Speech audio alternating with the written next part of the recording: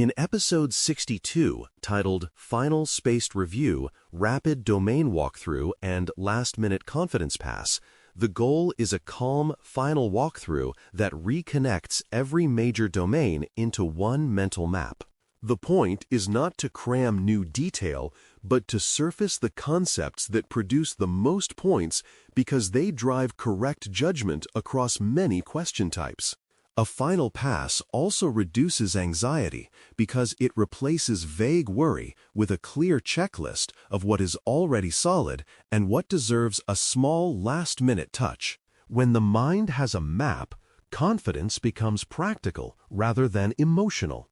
Data concepts begin with types, structures, and repositories because those choices determine what can be asked and what can be trusted. Data types like numbers, dates, strings, and nulls govern sorting, filtering, aggregation, and comparison, and mistakes here often cascade into wrong answers that still look plausible. Structures like tables, nested records, and unstructured text determine how data can be queried and how assumptions should be stated, especially when fields are missing or inconsistent. Repositories, whether relational systems, file stores, or log platforms, imply different strengths for governance, query control, and history, which is why repository choice often signals the correct answer on sourcing and storage questions. Sourcing choices and pipeline collection are about trade-offs, including freshness, reliability, cost, and permission boundaries. Databases tend to support governed queries and stable schemas, while application programming interfaces, APIs, can provide controlled access to current data but introduce rate limits and partial returns. Files are portable but create version confusion if naming and ownership are weak, and logs provide behavioral context but often carry noisy fields and shifting formats. Pipeline thinking connects these sources through ingestion, validation, transformation, and reporting, where each stage can introduce latency or drift if monitoring is missing. On the exam, the best sourcing option is usually the one that satisfies the decision need with the least fragility and the clearest permission path. Integration, joins, and merge patterns are a frequent decision point because joining can create both insight and error depending on assumptions. Safe joining starts with knowing the join key, its uniqueness, and whether the relationship is one-to-one, one-to-many, or many-to-many, because those shapes determine whether row counts will explode unexpectedly. Merge patterns also include handling missing matches, deduplicating before join, and validating post-join totals so the integrated dataset remains explainable. Many questions test whether the candidate recognizes that a join can silently duplicate or drop records, which changes totals in ways that look like business movement. A reliable habit is to treat row counts and reconciliation totals as part of the join story, not as an afterthought. Cleaning steps for nulls, outliers, and text are about making data usable while preserving meaning. Nulls require intentional treatment because missing values can be excluded, imputed, or labeled as unknown, and each choice changes interpretation differently depending on the context. Outliers should be examined before removal because they can represent real, rare events, data entry mistakes, or system failures, and the right action depends on which of those is most plausible. Text cleaning often involves normalization, tokenization concepts, and consistent category labeling, so grouping and filtering remain stable. The exam tends to reward choices that are transparent, reproducible, and appropriate to the decision rather than choices that merely make data look tidy. Feature creation is about turning raw signals into useful predictors or segments while avoiding leakage that makes results look better than they should. Leakage occurs when a feature contains information that would not be available at the time a prediction is made, or when it encodes the target outcome indirectly through timing or downstream artifacts. A safe feature mindset uses only inputs that exist at the moment of decision and treats label timing as a hard boundary rather than a flexible guideline. Features should also be explainable, because features that cannot be described in plain language are often hard to validate and easy to misuse. On exam items that mention unexpectedly high performance, leakage is a frequent hidden suspect. Analysis methods are best recalled as matching the question type to the approach, because the correct tool is the one that answers the ask with minimal distortion. Descriptive analysis summarizes what happened. Diagnostic analysis explores why it happened. Predictive analysis estimates what is likely next. And prescriptive approaches help choose an action under constraints. The exam often tests whether the candidate chooses an approach that fits the available data and the decision context, rather than jumping to advanced techniques when the question only needs a clear summary. It also tests whether assumptions are stated, such as whether the data is representative and whether the measurement is reliable. A steady mental model keeps analysis grounded in purpose, so methods feel like a fit rather than a guess.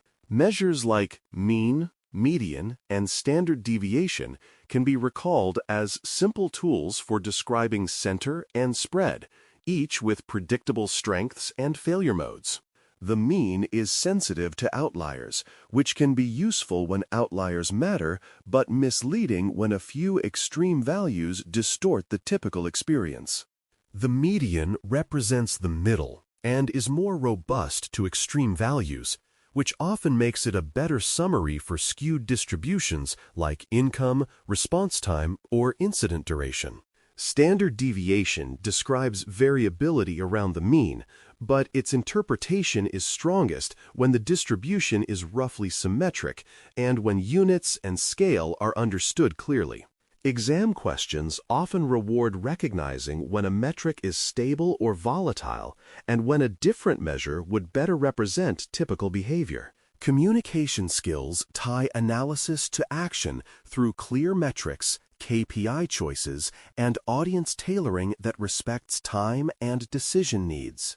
A good KPI is a measure that supports a decision, not a number that happens to be available, and the exam often tests whether the candidate avoids vanity metrics.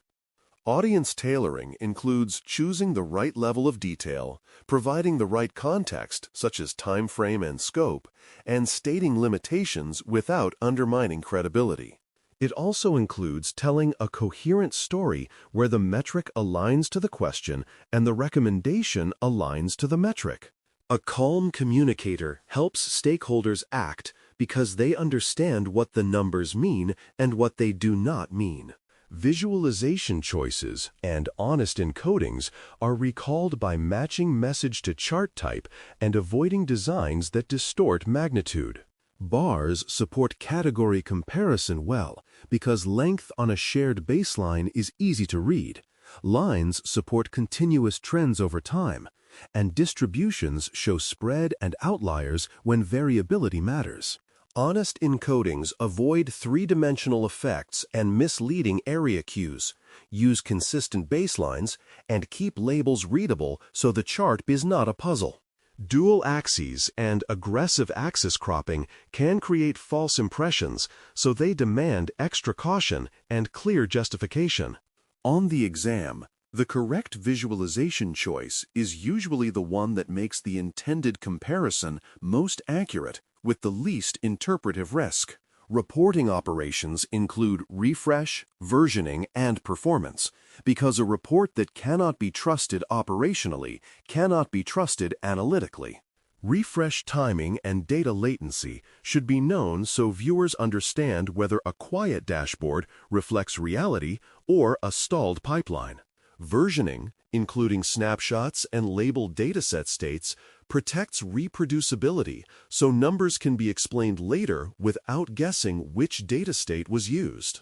Performance concepts include diagnosing load time, heavy filters, large data volume, and expensive calculations that make dashboards unusable and therefore ignored. These operational topics appear on the exam as practical judgment calls that separate a theoretical report from a dependable one.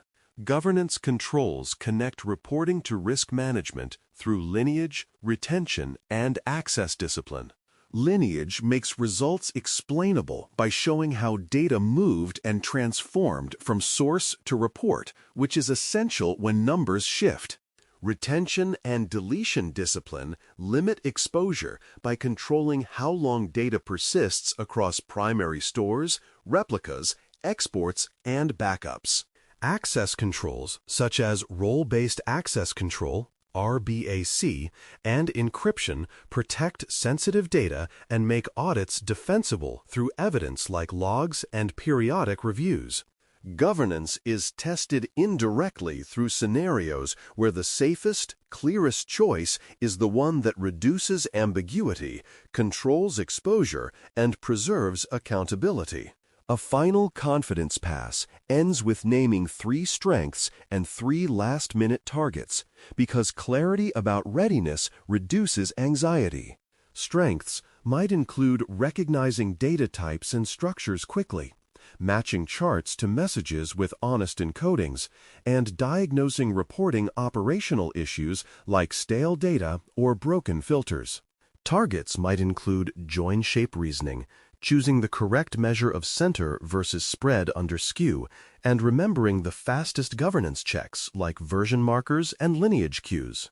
The value of this step is that it turns vague concern into a short, actionable set of reminders that can be rehearsed lightly. When strengths and targets are named clearly, the mind enters test day with direction rather than noise. To conclude, the best last-minute plan includes a short rest routine and one small next action that reinforces confidence without draining energy. Rest is a performance tool, so a calm wind-down, steady hydration, and predictable sleep do more for accuracy than late-night cramming. The next action can be a brief recall drill where a few sample scenarios are answered aloud using the mental map, such as choosing a source, validating a join, picking a chart, and stating refresh and version expectations. That light rehearsal keeps the brain in exam mode without creating fatigue, and it sets up a steadier start when the first question appears. Thanks for listening.